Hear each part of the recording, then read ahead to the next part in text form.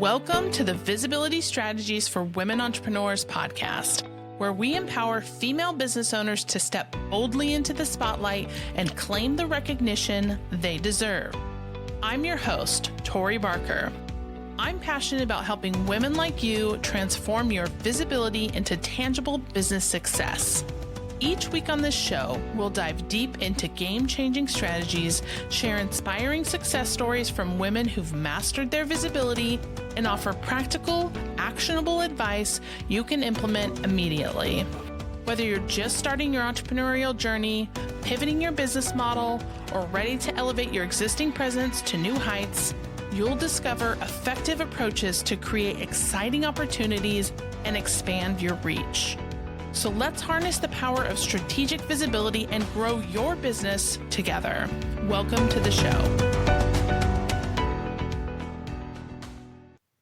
What if reducing employee turnover could unlock millions in revenue, and all it takes is creating true psychological safety? In this episode, I sit down with Francie Jain, founder of Terawatt, to explore how group coaching is helping organizations scale connection, boost retention, and build cultures where people actually want to stay and grow. We talk about visibility all the time, but the truth is, it starts with psychological safety. When people feel safe, they speak up, take initiative, and show up with confidence and authenticity. That's when they're not just seen, but truly visible. And that's where lasting leadership and growth begins. So if you've been looking for a smarter, more human approach to leadership and growth, this episode's for you. Let's dive in. Welcome back to the show. Today, I'm super excited to introduce my guest, Francie Jain. Francie, how are you today? I'm great, Tori. Thank you for having me on. So we are going to dive into the conversation, and I want you to start off by talking about what inspired you to launch Terawatt, and how did you first discover the power of group coaching? Mm. So I was inspired for Terawatt because I started just understanding how many people in America were in the midst of career switches.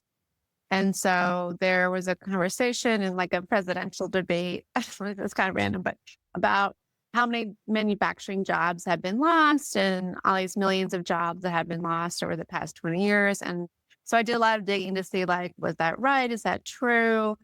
And yeah, I mean, pretty much any time series, it turns out you want to look at, there's been a steep decline in manufacturing jobs because the peak for America was really 1944.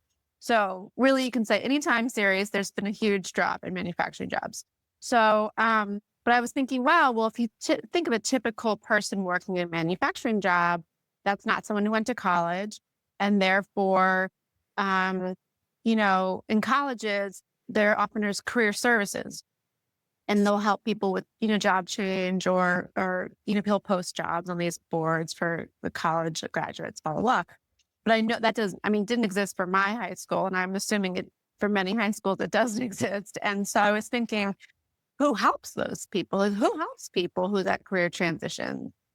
And I couldn't find it. And I kept saying to myself, like, what's the Yahoo of career change? Like something that's not maybe like excellent, but it does the trick. It's good enough and it's cheap, free. And I couldn't find it. And I was like, that's crazy. I was like, here we are in America. We believe in boom and bust. We believe in capitalism and we believe in change, right? But like, I can't believe there's no one out there who's helping people be better, or helping find. And the real thing I kept saying was find like the joy in their heart, right? Like find like the perfect role. And so that was like, got me started on this whole path. And it's funny because I'm not really like a tech person. I worked in finance for a long time and I went to business school. It was more just like, I couldn't get this out of my mind. I was obsessed that like, this is great. It's amazing. This doesn't exist. And I think part of the reason I got so obsessed with it is that like, I've often switched careers, like I've many times switched careers and it doesn't, bother me in the slightest, but I know it like freaks out people around me, like family and friends will be like, what are you going to do now? How are you going to make this happen? Like, and I was always like, chill, I'll be fine. I'll just talk to a bunch of people and I'll figure it out. Yeah. And so then I thought, I wonder, I bet it's really hard, not in addition to like, just like no one's helping you, but also that you have people like actively like dissuading you. Yeah. You know what I mean? Like Yeah. there probably aren't a lot of people who are like helping you create a process out of like what you want to do next. And that's really the role of coaches. And I know in my life when I feel like I've had times when I've sort of been at like a transition point. I've like reached out to different coaches and they've helped me set up plans. And I thought, that's so valuable. Yeah. And like, and like, what is the way we can make it more affordable? And I started trying to think about how I could commercialize this. I was doing all this research into which groups are career switchers. And so it was manufacturing workers who had to switch careers, who are losing their job, or either like job is being offshored or automation or whatever the thing is, or maybe just moving locations. And then it was and then it was people decommissioning from the military. And every year that's like 300,000 people or something like that. Yeah. And then there's also a big cohort always of stay-at-home moms who are going back to work. And so I was thinking about those people and I thought, on top of everything, they're not going to want to spend a lot of money. It's not like they want to hire a one-on-one coach and, spend $10,000. These are people who are looking at not having any income or don't have any now and want to have income. And so I thought, well, what if we, get people on a Zoom and they can stay home, and especially if the moms, like if they have a little kid, they can stay in their house and do it when the kid's asleep, and they can split the rate of a great coach. And that was the original idea. And I had reached out to a coach who did a lot of career change stuff and said, would you be up for this? And the woman said, oh, I would do it in a heartbeat. And then I realized, oh, this whole thing can be a marketplace, because I hadn't really thought about the coach's perspective of needing leads. And so that's where we are now. So it's a marketplace. It's kind of like Airbnb. That's like the best way to understand it. Like, we just want to make it really easy to have lots of choice and find exactly what you want. And we generally lead with like, what's your problem, or what are you trying to solve, or, what's the issue, whatever that could be. And like, how do you measure that? And how do you understand what is steady state? What's it like now? And then how can you work on it and then measure it again to see what's changed or if there's been change or not. Well, that's our business. And really like the North Star is just, helping people like be great at their job and at life and just be better, but in an affordable way. What I love about that story is that out of a need or seeing that there was a need, you created this whole opportunity for not only coaches, but for people needing coaches. And so it's like the best ideas come out of, our own experiences and identifying something that is not out there and creating it. So I love that, people like you, find those needs and create those opportunities, because it's so dynamic for all the people who are going to benefit, which is just, unlimited at this point. Yeah. And I think the thing that's really fun about it too is that most of the executive coaches or these different experts we have, they want to be like working with people, right? They don't want to be marketing themselves. So it's like such a great symbiotic connection, because they're like, please bring me leads. And I'm like, great, please bring me expertise. Because I'm not, I don't have any content. So for me, it's like wonderful that there are people who want to do this, and it just works so well. It's like a really nice combo on that side. Yeah. And so it's funny to tying that into visibility. The coaches need visibility, right? Yeah. And you are bringing them the visibility that they're looking for so that they can use their expertise. And so it's like this whole ecosystem that works together, which is a beautiful like combination. Yeah. And exactly like you were saying, one of the things I'm like so proud of is that it's really like we're threading a needle and we're helping 3 different groups solve their problems at once. And it's just one website, one product. You know what I mean? Like, it's not like we have different websites and we'll say different things, different people. It's like, we say the same thing. Everyone is super transparent. We just want everyone to like, the philosophy of the rising tide lifts all boats.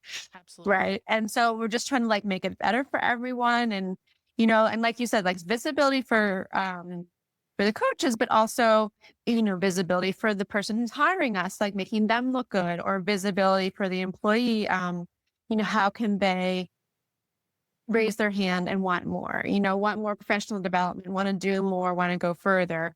And not everyone wants that. But if there is somebody who wants to like do more and learn more and be more, like, then that's an incredible opportunity for them.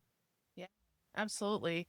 So let's talk a little bit about like the coaching like format, I guess. Like, do you see a lot of group coaching with like multiple employees, or is it more one-on-one executive coaching?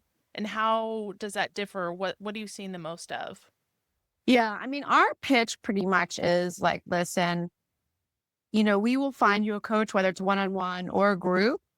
But we make our website open so you can find great coaches and just hire them for one-on-one work. I mean, we're really in this for the affordability, and like the scale, right? I mean, what we kind of say is we think we can help organizations bring psychological safety to their employees in scale. And that's been like this big, what's the word? It's been something that hasn't been accomplished yet. But people talk about it, and everyone knows that high psychological safety in teams is what drives, revenue, profitability, everything in organizations. And depending on your metric, right? If it's a hospital, it's like patient experience, low error rate. If it's Google, it's like high revenue, virality, whatever, all the different, everyone's different for what their data, metric is for success. But the idea is like efficiency comes from high psychological safety. And everyone knows about this, and not everyone knows, but like, it's out there, it's in the world. But people haven't figured out how to bring it to organizations at scale. And so I think that group coaching is a way that you can do that.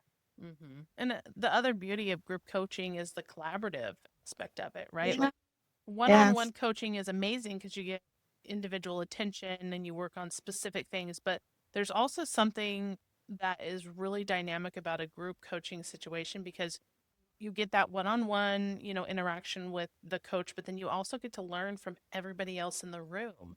And you start learning and growing 100%. together. And especially if it's a team, like that team bond just grows so much more because of that connection and environment that you create for them. Yeah. Sorry, my dog likes to be loud. Yeah, 100%. And initially when I came up with it, it was like the math. It was like, okay, we're going to divide this rate by the number of people, it'll be a lot more affordable. And what I really didn't spend a lot of time I hadn't realized until I got into this more was like, yes, 100% what you're saying. Like there's like a whole different way of learning when you're in a group than when you're one-on-one. Yeah. And, what I always say is like, if you're doing one-on-one coaching, that's gonna be different from group coaching, like primarily because the intimacies like, dynamic is really different. Yeah. But the other thing that's different though is like when you're in a group, you realize like all these internal thoughts you have about the world or your situation, it's likely other people have those internal thoughts. And it turns out you're like, oh, right, we're all just humans. And like what I'm thinking is not specific to me. It's just like a thought that humans have, or it's and I think that like when you have that kind of thing going on, you like your empathy develops. And I think you get better at communicating with other people and connecting with people because you start to realize like in the end, like we're all not that different. Yeah. The other thing that's really different is that in the group setting, like I said, you lose out on intimacy and like your specific issues, but you gain in like it ends up being like the trade is for almost like goal setting. Like everyone's kind of working on a goal or working on some sort of change or metric. And it's less about you individually and all my attention being on you, but it's about us as a group working on our goals individually and like having like, pacing partners or, colleagues who can help us like practice. Now, I'm sure that ROI is always a big conversation when you start with, you know, bringing in coaching into probably like a larger business, right? Because larger businesses are usually like ROI driven. Right? How is this investment Yeah. going to return? So how do you combat that conversation and show the value while meeting those expectations and helping them understand those measurables?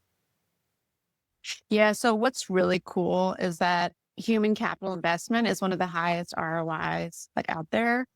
And we have some incredible case studies, but I think unless you're like in the world, I don't think you realize how high of an ROI is. And in fact, like one of the things I like to talk about is that I think you can put human capital up against any IT investment, any R&D investment, you name it, and human capital will be higher. And so what I'm always saying is this needs to be something that CFOs are looking at as like, company-wide investment and the investment dollars. And it's not just like an HR thing. It should be like the company, because in the end, like the biggest line item for most companies is salaries, and that's people. Yeah. And so if you're spending, that's what you're spending the most on. Like, how do you make sure like you're developing those people and they're working to their greatest efficiency? They're being developed and growing as much as anything else that you invest in.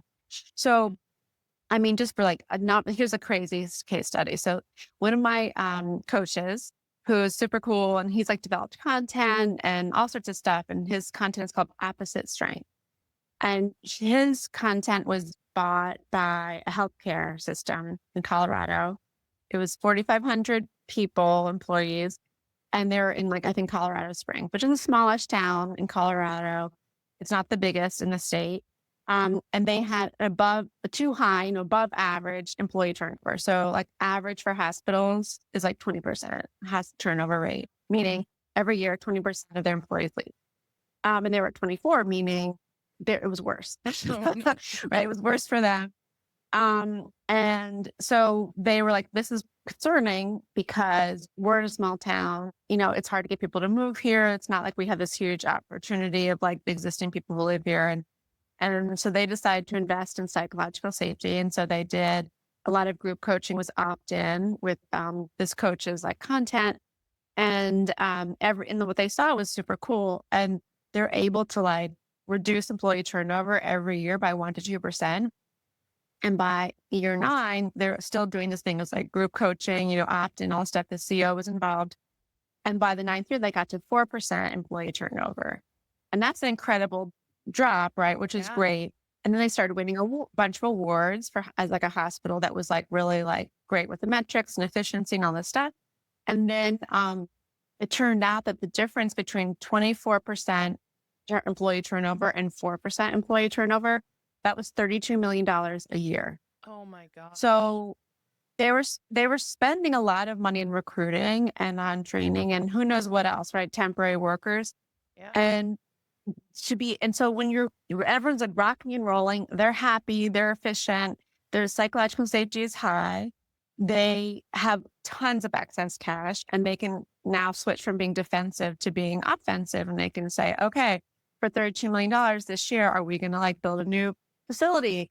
Are we going to give people raises? You can decide, and you can, whatever you want to focus on for your organization. And that's like a good problem to have. And I think the other thing is I always ask this coach, like, what even they spent, right? And I think it was something like less than $500 a person on this stuff.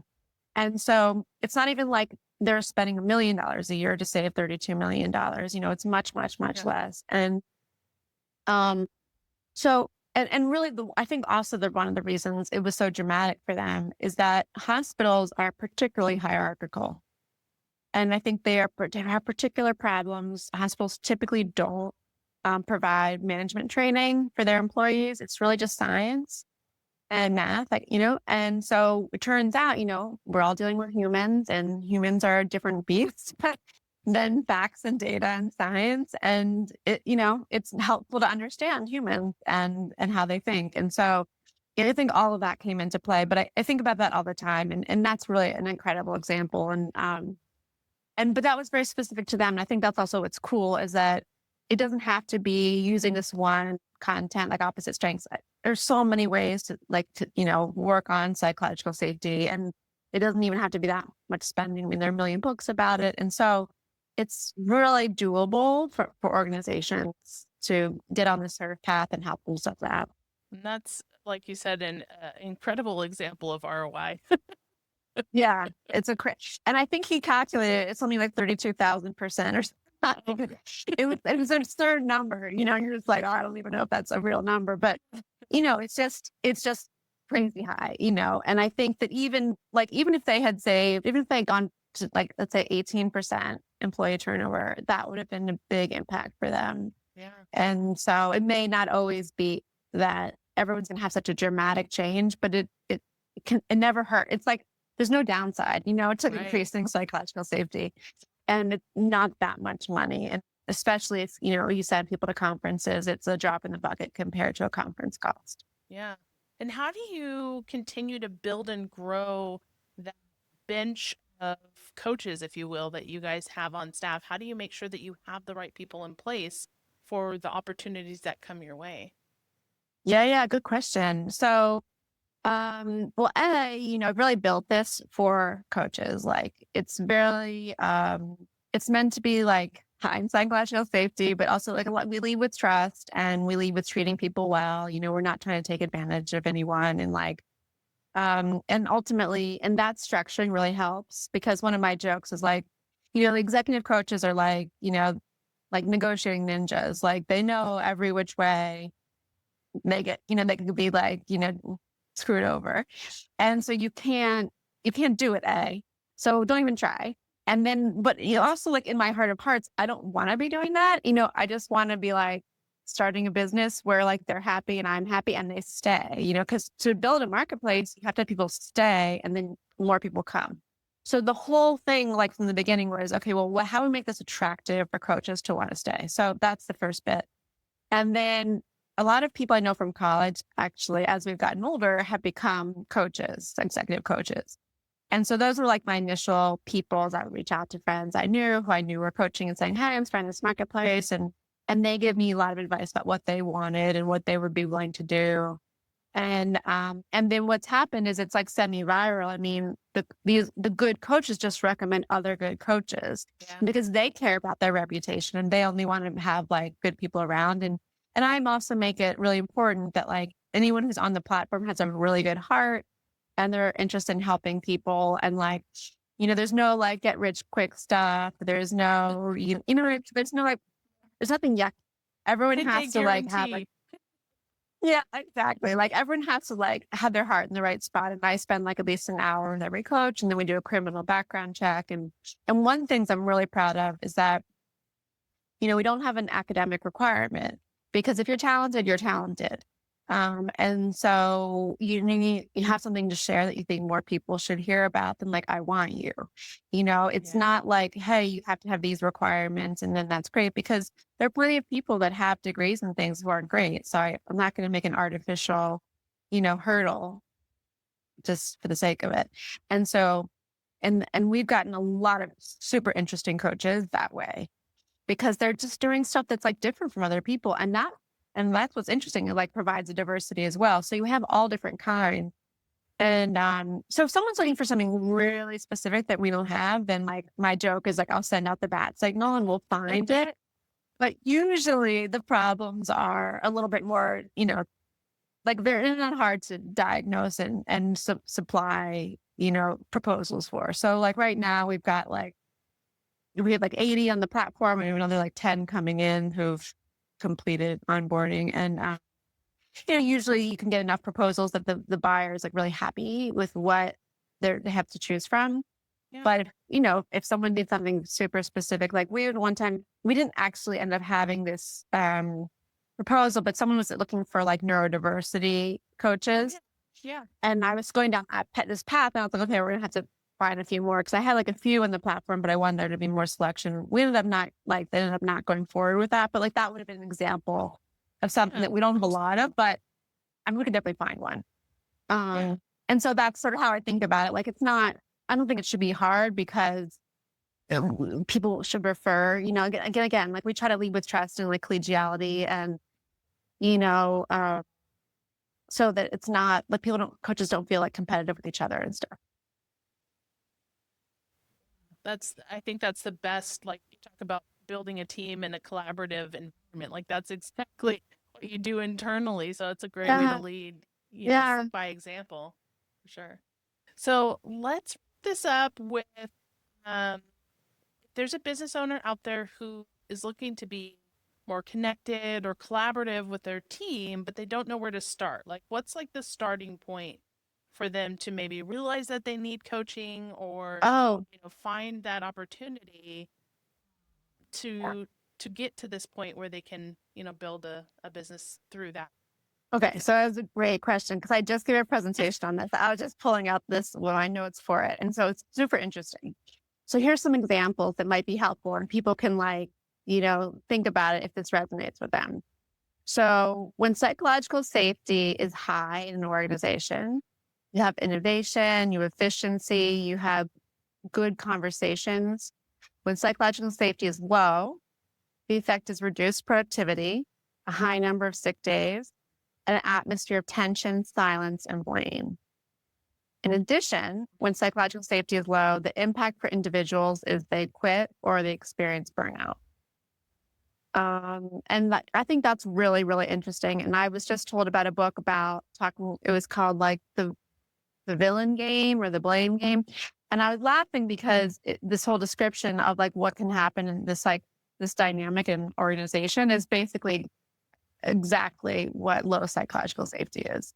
Where you're always blaming someone else for your problems, and there's someone in the group who's become the person who like needs to be blamed or shamed or whatever. And what it really should be is more like everyone's putting their ideas and they're saying, okay, this problem happened. How can we go forward and not have this problem happen again?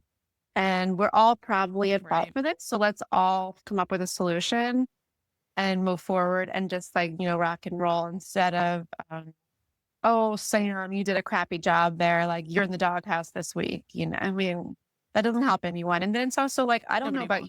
Yeah. I'm like, it makes me so tense, like hearing that kind of thing. And I just, I can't work in an environment like that, right? Where someone's just belittling people and making them feel stressed because in the way I work is like, I would always rather work with someone who's like growth mentality, like, how do we do better tomorrow? Because that to me is exciting and interesting and like you have to be creative as opposed to like, you did a bad job, you're a bad person, like you can't like come back. I think it's just so demoralizing. So anyway, I think that's what I'd say. That's fantastic. I think you're so right. Understanding those not breaking points, but like indicators maybe of like when you need to start going down that conversation or the opportunity or looking into those types of resources is huge to have in your in your brain as a leader when you start to see these patterns. So I'm excited that we're sharing this because I think people don't realize that they don't know what they don't know. And so when when we're able to present a opportunity or resource, that's the best thing that we can do. Yeah, love. Yeah. And I think the other thing I was thinking about visibility is another angle of psychological safety. Is one of the things that happens, right, is in a group, there could be people who are really quiet and they don't speak up. And I think true psychological safety gives those people the ability to speak up more because their perspective is as important as the loud people. And sometimes it could be more important because they might be saving you from the group think. The loud people might have a group thinking thing going on. And the quiet person's like, well, have you considered X? And everyone's like, oh my God, I just never thought about that. Yeah. And that's what makes good products and good solutions. Yeah. That's awesome. Well, it's been so like inspiring to hear these conversations and like what you're building and how you're building it. I'd love for you to share how people can get in touch with you if they're a coach, maybe looking to join your roster or companies who want to learn more about the opportunity of finding a coach. How can people get in touch with you? Yeah, well, the best way is just Terawatt.co, and we have a page called Get in Touch. And there's a way to just set up a 30-minute call with me. That's the best. I'm pretty active on LinkedIn, and as a result, the Terawatt page as well. That's my main sort of social media. And those are probably the best ways. I mean, I also would just say to people like, you can do it yourself too. You know what I mean? Like you could probably buy like a great book about psychological safety for your team, right? And you guys could all practice it together. So it's not like you have to hire someone fancy to do this. It could be nice and fun, but I would love to 100% love to do it. But I also like to talk to people about how you could do it on your own for like, $15 a person if you're buying full books. Yeah. It's available to everyone. It's out there. Yeah. Depending on your situation, there are resources out there and that's just the biggest thing, is helping people where they are, meeting them where they Yeah. Yeah. Yeah, exactly. And and maybe everyone reads the book and they're like, wow, it'd be so cool to have an expert come and talk to us now that we like all get it, or we have questions. Like that's actually really valuable use, right? Because then you have time to like reflect on it and you think, oh, what would I want now? And I want to go deeper. That's super cool. Yeah. Well, Francie, thank you so much for being a guest on the show. It's been fun to learn from you, share your stories, share your insight, and have all the listeners learn more about you and Terawatt and everything you guys do. Thank you so much, Tori. It was a real pleasure. And I hope that everyone gets the light shined on them and their visibility increases every day. Thank you so much.